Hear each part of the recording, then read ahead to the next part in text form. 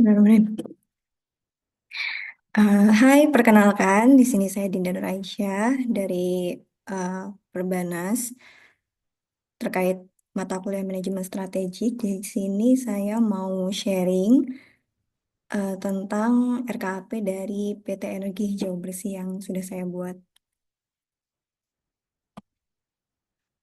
Oke, pertama, jadi PT Energi Hijau Bersih ini adalah perusahaan listrik berbasis energi terbarukan dan rendah karbon.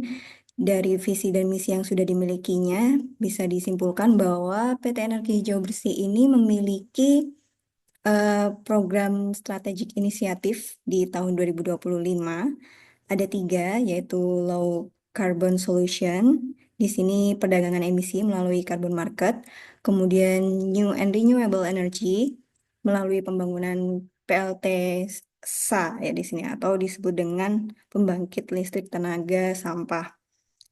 Kemudian ada New Future Business melalui pengembangan EV infrastructure. Nah, di sini PT Energi Hijau Bersih merupakan anak perusahaan dari PT Pembangkit Listrik Persero yang merupakan perusahaan listrik nasional. Selanjutnya, analisis SWOT dari PT Energi Hijau Bersih ini.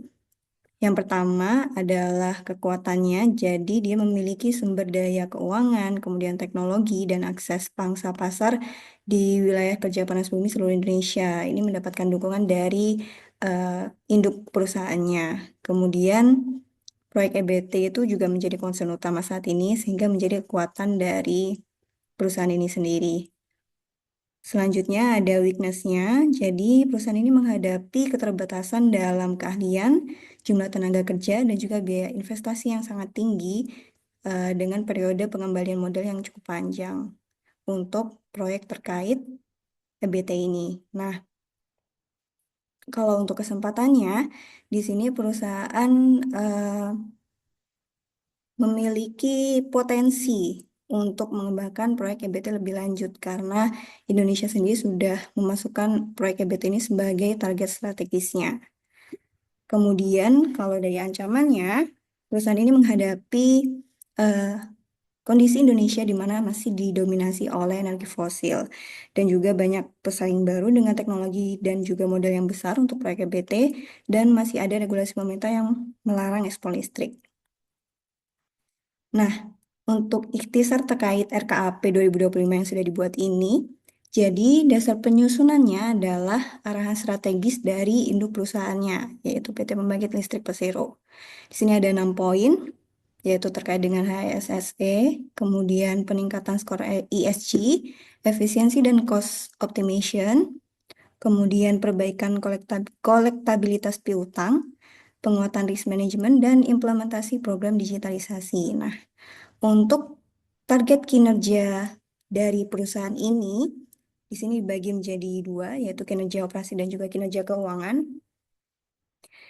Semuanya pada intinya ditargetkan akan meningkat di tahun 2025. Jadi kita memiliki eh, opportunity yang ini ya, yang cukup baik sehingga diperkirakan kinerja operasi dan juga kinerja keuangan dari perusahaan ini akan meningkat. Jadi diharapkan di tahun 2025 produksi listriknya akan meningkat sebanyak 6.500. Kemudian kalau dari laba ruginya itu akan menjadi 157.500. Kemudian kalau dari posisi keuangan, di sini juga bertambah ya dari segi asetnya. Arus kasnya juga bertambah karena dia mendapatkan pendanaan yang lebih mudah, terutama terkait proyek EBT ini. Dan target nilai kinerja oleh asesmen biaya eksternal itu juga akan meningkat. Selanjutnya, nah terkait rencana operasi di tahun 2025, di sini ada tiga proyek yang menjadi concern dari perusahaan ini. Yang pertama, dia akan melanjutkan proyek PLTS-nya, pembangkit listrik tenaga surya. Di sini akan ditingkatkan produksinya sebanyak 500 GWh. Nah, kemudian di sini juga ada eh, suatu pembangkit yang mengubah gas menjadi elektrik. Nah, di sini akan meningkatkan Nah, karena sudah mulai beroperasi sejak Januari 2025, maka dia akan meningkatkan produksi listrik perusahaan ini. Kemudian, karena ada pengembangan proyek baru di tahun 2025 ini, yang target operasinya akan direncanakan pada November 2025, sehingga akan menambah produksi listrik dari perusahaan ini juga. Nah, selanjutnya, untuk rencana pengembangan yang sudah disebutkan tadi, sebenarnya ini ada 3 inovasi proyek dari perusahaan ini yang ingin diajukan. Jadi yang pertama itu terkait carbon market. Nah, carbon market ini eh, dia akan melaksanakan konsesi dengan suatu perusahaan yang bergerak di bidang kehutanan. Nah, aktivitasnya di sini akan melakukan penjualan sertifikat kredit karbon dan ini akan memberikan pendapatan tambahan bagi perusahaan. Namun itu masuk ke dalam laporan laba rugi lain ya. Nah, kemudian kalau yang kedua ini ada proyek EV infrastructure. Jadi di sini dia membentuk suatu perusahaan khusus bekerja sama dengan perusahaan lain tentunya. Kemudian akan membangun ekosistem baterai dan juga kendaraan listrik. Nah, di sini perusahaan tersebut akan melakukan penjualan mulai dari motor listrik, battery pack, dan juga charging station. Nah, ini tentunya akan menambah pendapatan operasional perusahaan. Nah, selanjutnya proyek yang ketiga ini adalah pembangkit listrik tenaga sampah. Jadi di sini eh, akan dibangun suatu ekosistem yang mampu mengolah sampah itu menjadi energi listrik. Sehingga ini tentunya pasti akan menambah pendapatan operasional perusahaan. Nah, ketiga proyek tersebut itu dilakukan eh, pestel analisisnya dan berdasarkan pestel analisis ini dengan rincian tiga ini, proyek PLTSA itu menarik karena kebutuhan modal yang relatif rendah dan dampak lingkungan juga positif. Meski kekuatan kompetitifnya sebenarnya masih rendah. Nah, sementara itu kalau proyek EV infrastructure itu menawarkan potensi profitabilitas tinggi dan pertumbuhan pasar yang menjanjikan dengan dukungan regulasi yang kuat. Nah, kalau untuk proyek yang pertama, carbon market, meskipun mendukung pencapaian target emisi perusahaan ya sebenarnya, tapi dia akan menghadapi tantangan yang besar dalam aspek hukum dan pengembalian investasinya. Nah, oleh karena itu, berdasarkan pestle analysis, perusahaan itu perlu menyeimbangkan aspek keberlanjutan, profitabilitas, dan risiko dalam pengambilan keputusan investasi di tahun 2025. Nah, berikutnya analisis ini akan eh, membantu perusahaan menentukan proyek mana yang paling menarik bagi perusahaan. Jadi di sini setelah dengan menggunakan industry attractiveness, dapat disimpulkan bahwa ke PLTSA ini merupakan proyek yang paling menarik dengan skor yang paling tertinggi karena dia memiliki kebutuhan sumber daya yang lebih rendah daripada yang lainnya. Nah, selain itu, proyek ini juga memiliki kemungkinan rendah atas terjadinya permasalahan politik, sosial, dan juga hukum. Selain itu, dia juga memberikan energi yang ramah lingkungan dan juga menarik banyak investor karena saat ini investor tuh banyak concern terhadap proyek EBT. Nah, selanjutnya, tidak hanya dari segi ketertarikannya, tapi juga dari tingkat kekuatan kompetitifnya. Nah, dari analisis ini dapat disimpulkan bahwa skor yang tertinggi itu berada di proyek EV infrastructure karena dia memiliki kekuatan yang sangat unggul dalam citra merek dan reputasinya, serta kemampuan bersaingnya yang cukup tinggi. Nah, berdasarkan dua analisis tersebut, kita petakan dan ternyata proyek yang paling menguntungkan itu adalah proyek PLTSA berada di warna biru paling tinggi ini.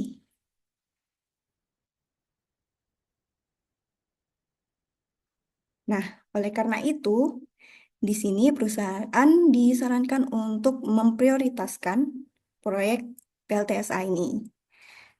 Nah, Bagaimana strategi pengembangannya?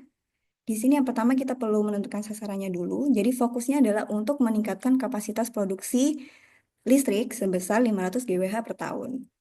Nah, untuk mewujudkannya, kita perlu melakukan kerjasama dengan pemerintah daerah dan lembaga pengelola sampah, kemudian mengoptimalkan efisiensi operasional, dan juga melakukan edukasi masyarakat terkait pentingnya pengelolaan sampah yang berkelanjutan ini.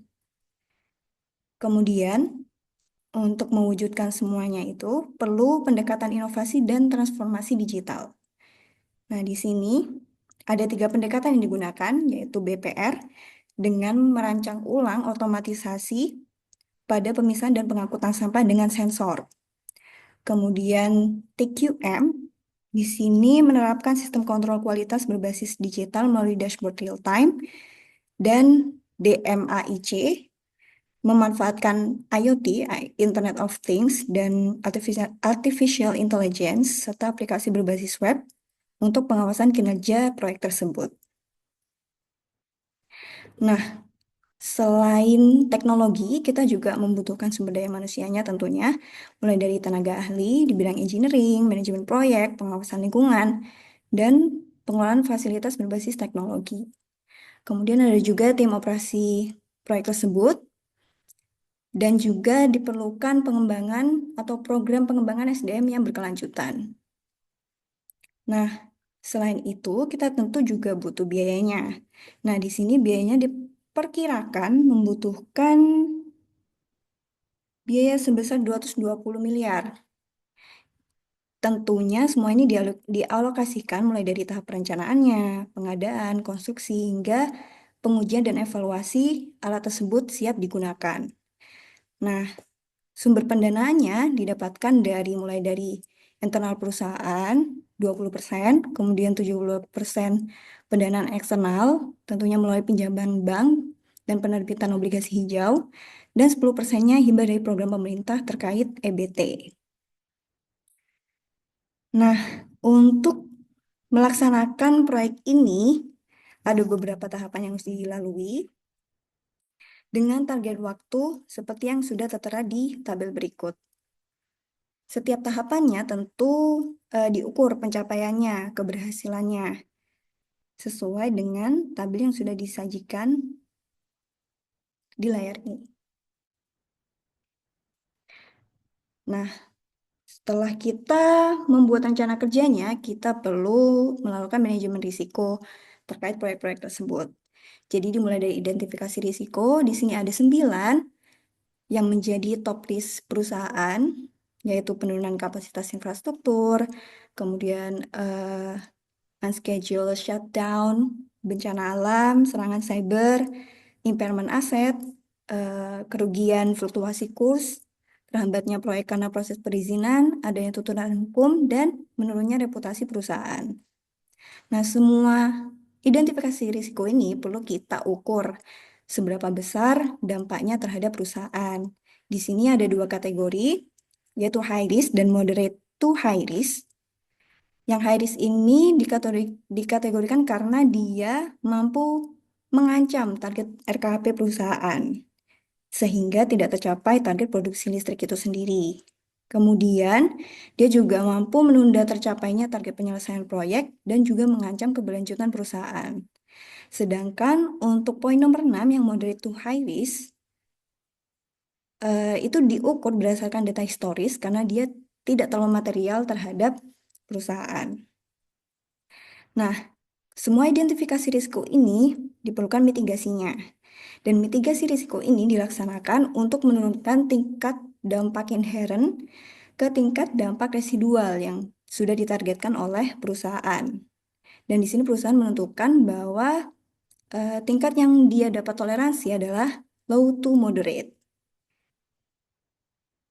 Nah, kemudian di slide selanjutnya, ini ada rincian mitigasi risiko dari setiap identifikasi risiko yang sudah dilakukan, seperti melakukan pemeliharaan infrastruktur secara berkala, melakukan inspeksi teknis, melakukan monitoring dengan alat early warning system, memastikan setiap perangkat terinstall antivirus, melakukan pemeliharaan aset, melaksanakan lindung nilai, melakukan koordinasi secara intensif, baik dengan pihak internal maupun eksternal, berkoordinasi dengan fungsi legal perusahaan, dan menjalankan program CSR.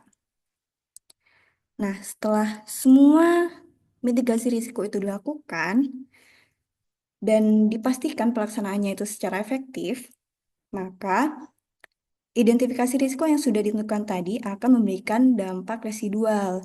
Nah, di sini ada 5 kategori. Dan ternyata masih terdapat 4 risiko yang menjadi perhatian perusahaan, yaitu poin nomor 1 sampai dengan nomor 4. Nah, di sini perusahaan harus memastikan mitigasi risiko tersebut sudah dilakukan secara efektif.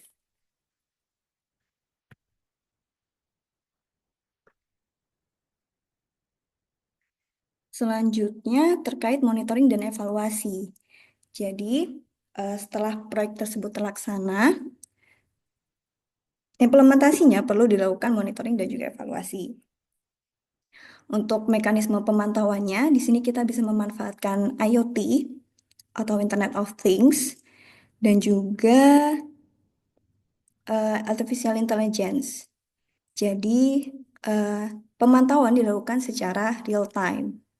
Kemudian kalau proses evaluasi berkalanya itu perlu dilakukan setiap 3 bulan sekali. Dan dengan catatan harus melibatkan seluruh tim terkait, termasuk pihak manajemen, teknisi, dan mitra kerja.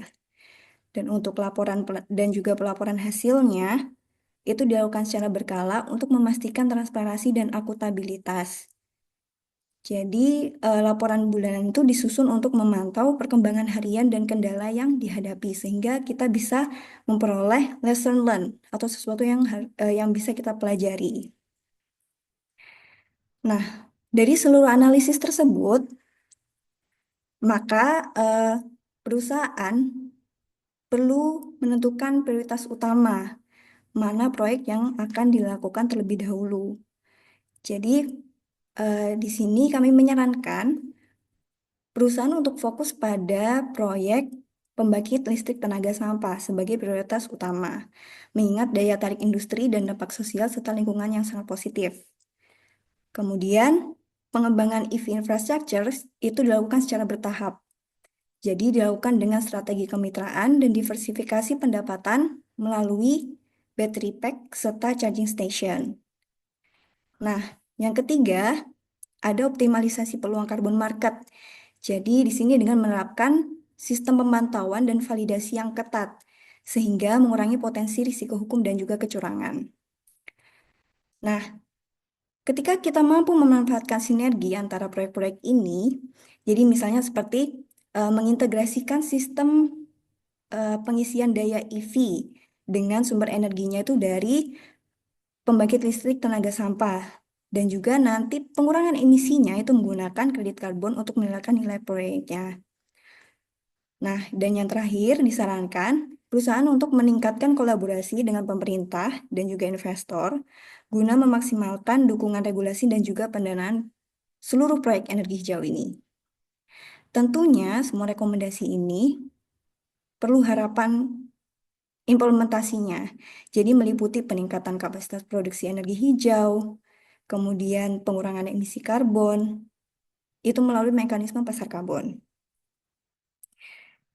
Dan juga pastinya perlu dukungan dan komitmen yang sangat tinggi dari para stakeholders, termasuk Dewan Komisaris dan atau pemegang saham itu sendiri. Jadi mulai dari pelaksanaan pembangunan proyek tersebut, baik dari segi kebijakan, keuangan, perizinan, dan perubahan hal-hal lain, itu yang perlu persetujuan di keputusan bisnis serta aksi korporasinya. Baik, sekian sharing dari saya. Terima kasih.